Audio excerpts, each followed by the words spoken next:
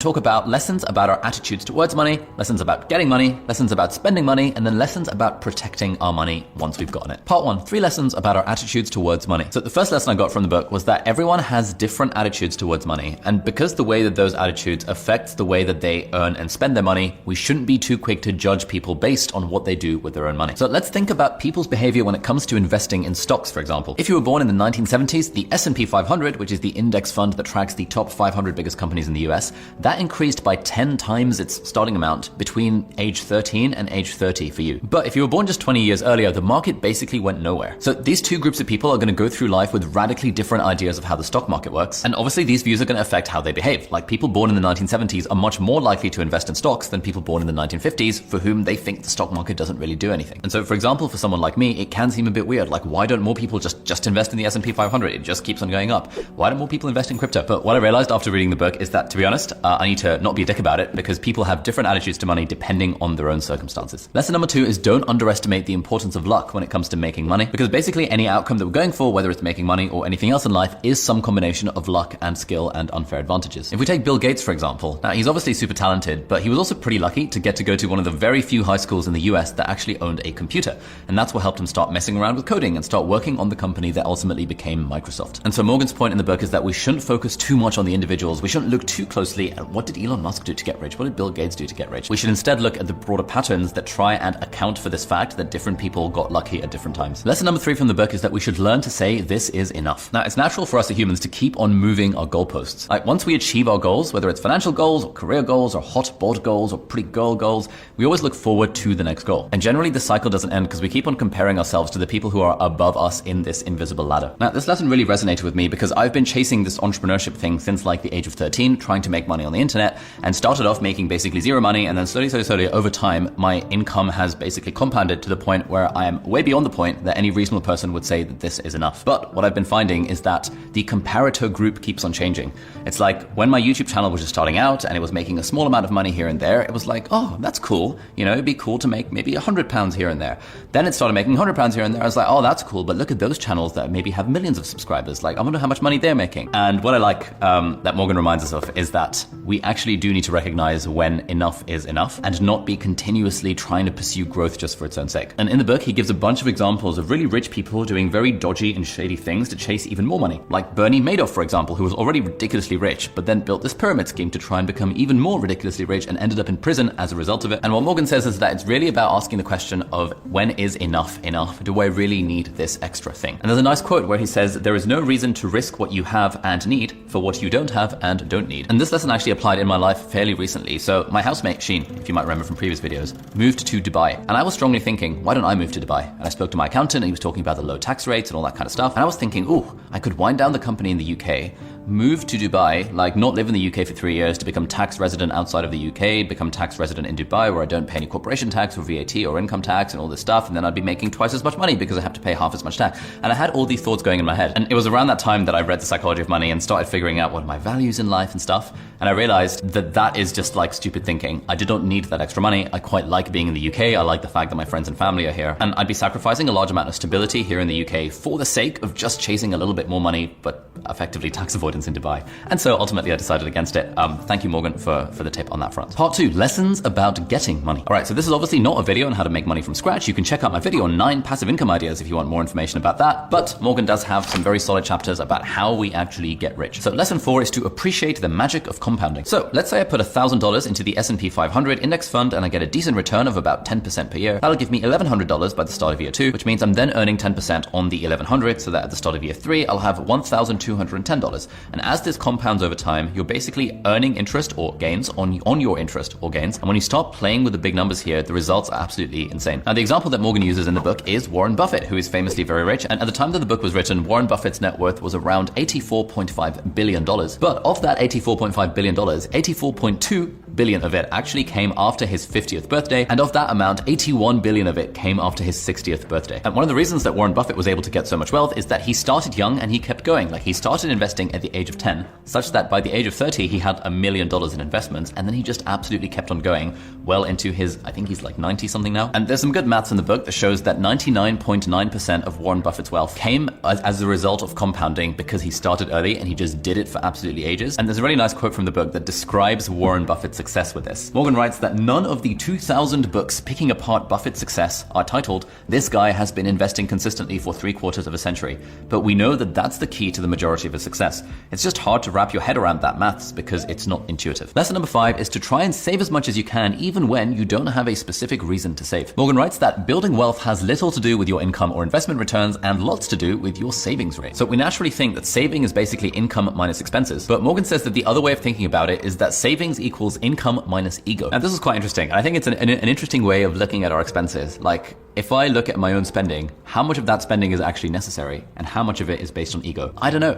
Maybe you can decide. And he also talks about how really our savings rate is the only variable in this equation that we can really control. Like, I can't really control how much money I'm making. I can to an extent, but not really. I can't at all control the returns of the stock market or the returns of Bitcoin or the returns of the real estate market, but I can absolutely control how much money, what percentage of my income I'm saving myself. And there's a related point that I came across from Balaji, who was interviewed in Tim Ferriss's podcast recently, where he says that if you can have a very high savings rate and you can keep your own personal expenses very low, like you need little money to survive and thrive, then it actually gives you a lot more freedom in life, because there are a lot of people that are tied to jobs that they don't necessarily enjoy because they now have lifestyles that require them to have that high income from the job that they don't necessarily enjoy. And kind of the point is, what's the point of being miserable in your job for 80,000 hours of your life, kind of for most of the time that you spend alive? What's the point of being miserable in that for the sake of having a fancy house and having a fancy car? It's probably not worth the trade-off.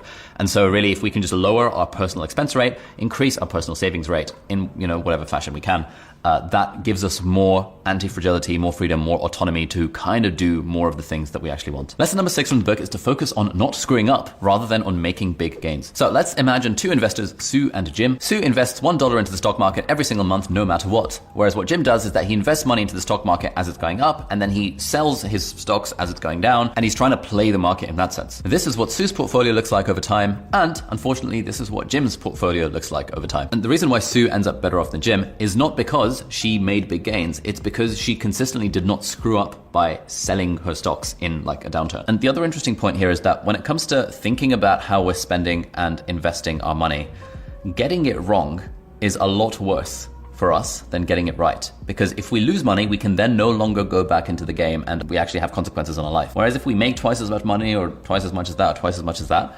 like, there are significant diminishing returns to the value of extra money that we get. And so Morgan's point basically is, to like think about the long term and try not to lose money rather than thinking, oh my God, I need to chase that next Ponzi scheme or that next, Dogecoin is going to the moon, therefore I'm going to put stuff in there. It's far more important to just focus on not screwing up and not losing money and doing that consistently over time so that you can actually benefit from compounding. All right, let's turn to part 3, which is lessons about spending money. And then lesson number 7 is use money to buy freedom. And he talks about how really the true value of money is in the flexibility and the optionality that it gives us rather than the fact that it helps us buy a fancy house or a fancy car. He writes that money's greatest intrinsic value, and this cannot be overstated, is its ability to give you control over your time. Using your money to buy time and options has a lifestyle benefit that few luxury goods can compete with. And the reason for this is that at the end of the day, we all just want to be happy and live a happy and meaningful life. And tons of studies have shown that your income has significant diminishing returns on your personal life satisfaction or happiness from life. And that beyond a point, depending on who you ask, it's around about $75,000 in the US. Beyond a certain point, more money stops buying you further increases in happiness. And so ultimately, given that time is our most valuable non-renewable resource, we can always make more money, but we can never make more time. Using our own money to buy extra time, to buy our freedom, is a very good use of that money, rather than spending it on pointless luxury crap that we don't actually need. Lesson number 8 is that getting wealthy is very different to staying wealthy. Now here, Morgan writes that getting money requires taking risks, being optimistic and putting yourself out there, but keeping money requires the opposite of taking risks. It requires humility and fear that what you've made can be taken away from you just as fast. And I was kind of thinking about this as I was thinking about basically these days, how much of my investment portfolio to take out of stocks and real estate and just put into crypto. So crypto is obviously highly volatile and could go up significantly.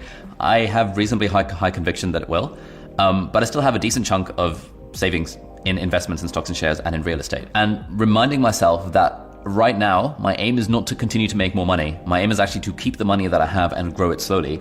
That means I want to be nicely diversified across these different asset classes. And so I do have a fairly significant chunk of my portfolio, I think like 30 or 40%, 30%, probably 30% in crypto. More on that in a future video coming.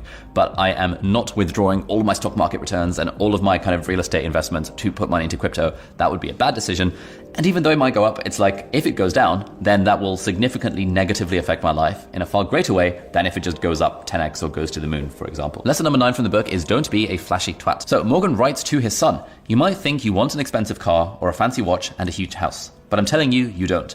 What you want is respect and admiration from other people, and you think that having expensive stuff will bring it. It almost never does, especially from the people that you actually want to respect and admire you. Now, there's two main reasons for this, and the first one is the man in the car paradox. The idea is that people buy fancy cars and mansions and stuff because they think that this will get them respect and admiration from other people at the end of the day. Like if I'm driving the newest Tesla around, people will think that I'm cool and rich and that kind of stuff. But what people don't realize is that people don't actually admire the person with the fancy car or house. Instead, they're just admiring the fancy car or house itself and imagining themselves having that Tesla or having that mansion. So buying expensive things to gain respect from people never actually works because respect and admiration can't be bought. And the second point he makes about this is that there's no point being flashy about the money you're spending because true wealth is actually the money that you have not spent. And then we turn to part 4, which is how to protect your money once you've got it. Any amount of money at all needs some level of protection. And so lesson 10 here is to leave room for error. Now, broadly, there are 2 bits to this idea of making room for error. And the first part is making sure that you can technically survive if your future returns are not very good. So let's say I've got some money and I'm banking on it going up by 7%. I really should have a plan. Like if it does not go up by 7%, if it goes up by 4% or 3% or 2%, or even if it goes negative, I should be able to survive that likelihood. But the second point is that it's not just about the physical survival, it's also about the emotional survival and would we want to live that kind of lifestyle. So for example, let's say you work your job and you save up 2 years worth of expenses so you can quit your job and become a full-time YouTuber for 2 years and give that a go. In theory, you're telling yourself that you have 2 years worth of runway so that if worst case scenario, you don't succeed as a YouTuber, then 2 years down the line, your savings will run out and you can just get another job.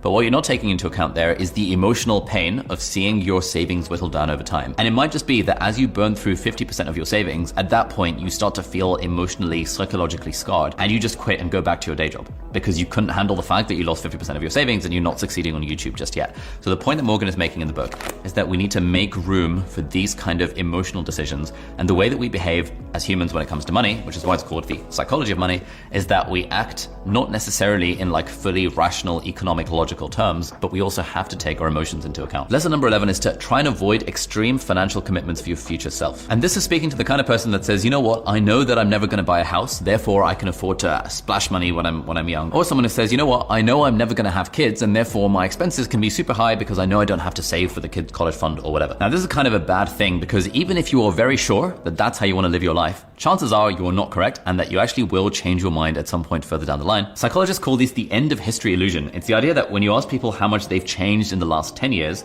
we're pretty good at describing how we've changed. But if you ask people to predict how much they're going to change in the next 10 years, then we're really bad at doing that. And we think that we are broadly the people we are now are roughly the same as the people that we're going to be 10 years from now. And so given that we are really bad at predicting how our own goals and values and desires are going to change over time, and given that we're kind of hoping that unless the crypto thing really goes to the moon and fiat currency completely dies, we're still going to need money to make decisions 10 years from now. We should keep that in mind. We shouldn't make extreme financial commitments to ourselves right now. We shouldn't blow all our money for this, live fast, die young. Because by the time you're approaching the whole die young thing, you might realize, actually, I kind of want to live for another 40 years and now you have no money and it's kind of a bit of a struggle. And then lesson number 12 is to be reasonable rather than rational. And the point that Morgan's making here is that sometimes good decisions are not always rational, but they are reasonable. And that we have to remember that we're ultimately emotional creatures with emotional needs, not just like rational economic machines making the absolute perfectly logical decision. And I think this lesson is what I really took home because before reading the book, I could not imagine why anyone would bother paying off the mortgage on their house. It just seemed like a dumb thing to do. Like, why would you do that? You can borrow money from a mortgage relatively cheaply. If you stick that money in stocks and shares, it will grow faster than the rate of the thing of the mortgage. If inflation happens over time, the more value of the mortgage goes down. All of these like rational economic reasons for not paying off the mortgage on your house.